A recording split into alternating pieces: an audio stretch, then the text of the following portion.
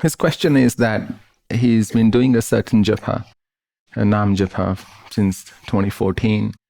And after he got initiated in August this year, now you also have the Guru mantra.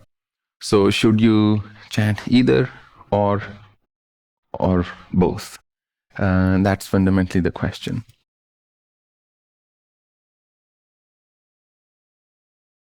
I guess, to be honest with you, it would depend.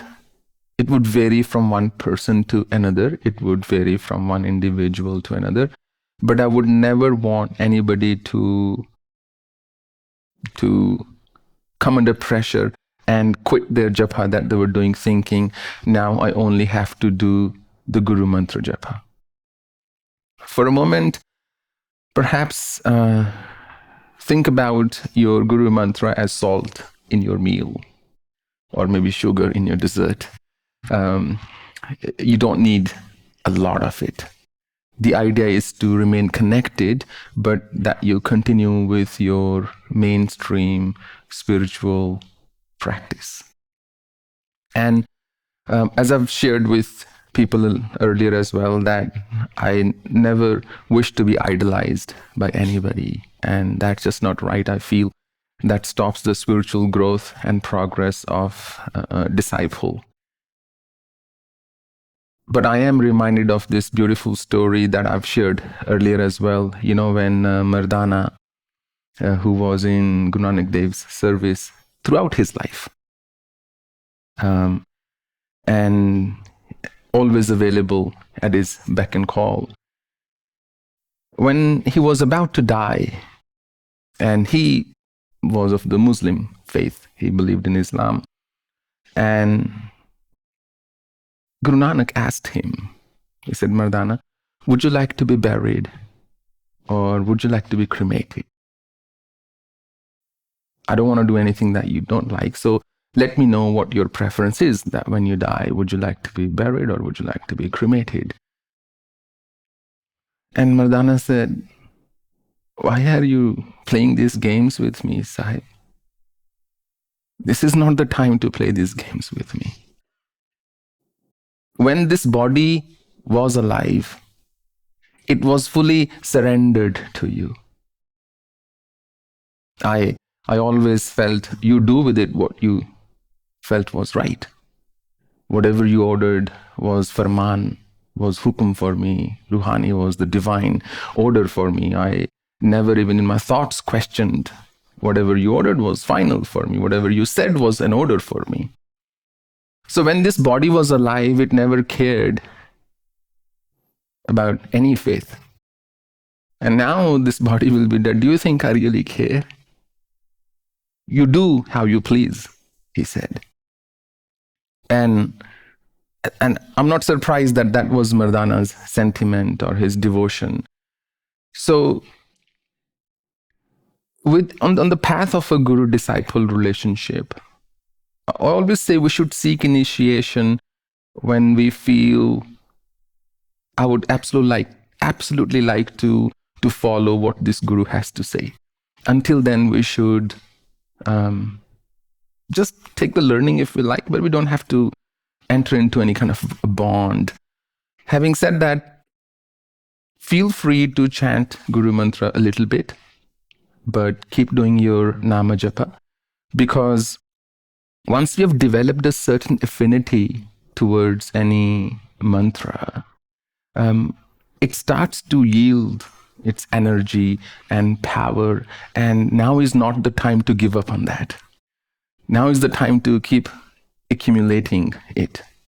So whenever I give any guidelines, the idea behind that is not to veer you off course, but simply to remove any confusion from your path so that you start to see everything as one. When the bond with a guru is developed purely based on the merit of it, just not based on anything for that matter, that's when the truth of that bond starts to really emerge. until that time, and I'm not saying it in your case, now this is a generic statement I'm making, until that time we tell ourselves a story. Why I've taken this person as my guru, that I have no expectations. But is it really the truth? One time, Sage Narada was sitting. He went to Lord Vishnu, who was there, and he said, Prabhu, there are great things happening on earth. People are really chanting your names and they are singing your glories. They are doing this kirtan. Everybody is just totally enamored and totally in love with you. And Lord Vishnu said, that is the power of bhakti. It happens. When it catches its color, it's permanent. Maa Lakshmi was unconvinced. She said, hang on a minute. I don't think it's that simple. I don't think they are doing it just out of sheer bhakti and sheer love. They are doing it out of fear. They're also doing it out of need. Bhai bin hoye na priti. And Bhagwan said, I don't think so. I think those who are my bhaktas are truly my devotees. Mother said, maybe, that remains to be seen. Bhagwan said, look, I have some time. I have no more meetings right now. So let me go and prove this to you, that those who are devoted to me, who love me, do so without any expectations. It's not out of any greed or fear, as Krishna says, yam labdvacha param labham mannetanadikam tata. The true sign of a devotee, he says, is when I am their supreme prophet. I am their sacha sauda. I am their final gain that they wish to have. And so he goes down with Narada and he assumes the form of a very wise man. And he knocks on a rich man's door. And he says, look, we have nowhere to stay. Could we stay the night here? Tomorrow we'll leave. And the man is suddenly, taken aback, looking at the radiance, looks like this is somebody very wise and educated. And he said, sure, please come in. So after dinner, as it usually happens, they sat around the table on the floor, and they got talking. And when they heard this wise man, who was none other than Lord Vishnu himself, they were absolutely smitten. They said, we are not going to let you go tomorrow. Please, you have to tell us more stories of the Lord. You have to sing his glories. And I will invite all these thousands and thousands of people. Saptah ho jaye, 7-day katha ho jaye. Bhagwan Vishnu said, sure, that's what I'm here for. And he looked at Narada and they smiled. That after all, look, there is no expectation from this person. He's doing it purely for the love of it. He just wants to sing my glories. He just wants the Bhagavad Katha to be narrated to the world. And that's how wrong Lakshmi was in this case.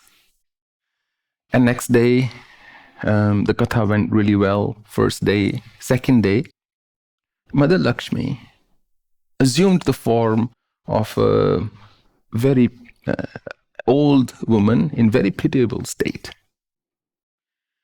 And there was this young lady who was about to leave for the program, the Katha, and she got in her way and she said, look, I'm very thirsty. Can you please give me some water? She said, I cannot give now. I keep looking at my right wrist as if I wear a watch on this wrist. It's actually the left one, but anyway. So she said, I cannot give you anything right now. I am extremely devoted to Bhagavan, and I'm never late for my katha. Like our people are never late for the arati here. So she said, and they are whisper quiet, as you might have noticed. Everything is whisper quiet in the temple. So she said, there is no way that I would go they're late because the puja, the rituals have started. They'll start any moment. She said, oh, that's very sad. Actually, the only trouble is I have this curse upon me that anything I will touch will turn into gold. So that's the only reason I cannot drink water myself. If I touch any vessel or something, it'll just turn into gold. And then I won't be able to drink.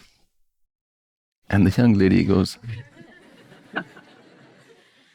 it's okay, I can serve you. I can give you a bit of water, it's not a problem. प्यासे को पानी पिलाया नहीं, बाद अमृत पिलाने में क्या फायदा. So I'll give you some water. So she starts to pour water, but throughout she's trying that this old lady should touch the pot. So it turns into gold, and water will turn into gold too. But when that doesn't happen, she drops the pot. And it lands in her hands, and the old lady is not prepared, but it touches her, and it falls down, and it cracks, but it turns all into gold. She was absolutely gobsmacked. She was right. This lady wasn't telling a lie. It's true that whatever she touches turns to gold. So she says, please come inside. You should eat something. You really need some care. I'll care for you. It's okay, I'm a bit late for the katha today, but that's not a problem. And she locks the door from outside. The next day, the third day, she doesn't go to the katha at all. Because now all the dishes, utensils are turning into gold in her place.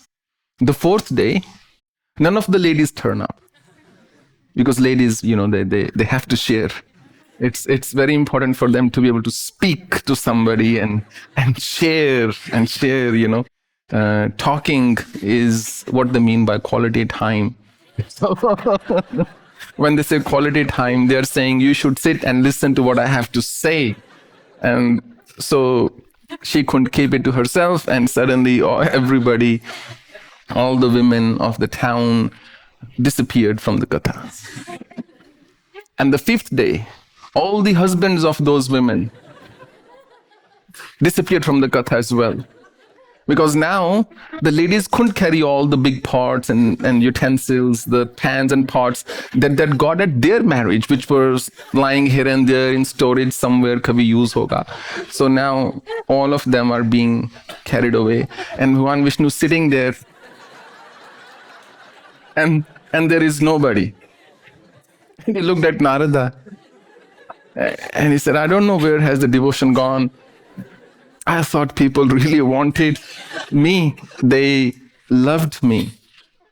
But it seems Lakshmi was right after all, because she had said to Bhagwan Vishnu, they don't want your devotion, they want my opulence. And they will trade anything to have that opulence in their lives. And it is, of course, a far-fetched story. I don't even know if it's a Puranic story. I read it in a book by a very beautiful person. Rajendra Arun, I think is his name. He does Ram Katha and things in Mauritius. So I read that in that book, and I got reminded from your question of that story. So I think the question becomes, whenever we do bhakti or whenever we get initiated or anything, what do we really seek? What is the truth? What is the real story that we are telling ourselves? Would a guru still be a guru if that guru doesn't do what you expect him or her to do? Would you still be connected with that guru if your beliefs are challenged multiple times? And should you remain connected to that guru? This old man went with his grandson to this unconventional guru. It is a Sufi story I read once in Inayat Khan's book. And when the child observed that so-called holy man, nothing about him seemed holy to the child. Because he talked about worldly things, he joked and he laughed and he just didn't talk about anything so-called spiritual or religious. And the child, of course, had a view in his mind that when I would go to a holy person, all they'll be doing, their eyes would be turning up and they'll just be doing japa of some kind, or they'll be just sitting around a dhuni, or constantly just chanting the holy names. It's possible to do that, but you would run away then because the guru has nothing else to do. You say, ye to TV mein bhi dekh lenge, chalte hain. So when they leave that place, that child says to his grandfather, he says, I don't think he was a holy man. I didn't see anything holy in him. And the grandfather said, my son, be careful with your words. It's one thing that he's holy. It's quite another that he should seem holy to you.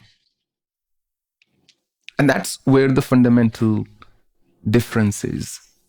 Sometimes we're quick to jump the gun. We're quick to conclude that this is how it is. But if you stay with the truth long enough, you will arrive at a peaceful shore. You will discover within you what is it that really matters to you. And maybe that is also a moment of graduation. Maybe at that point in time, you are ready to move on. You're ready to walk your own path. Maybe at that time, you don't need the guidance of a guru or his blessings and so forth. You're ready to awaken the guru with capital G within yourself, if I may put it that way.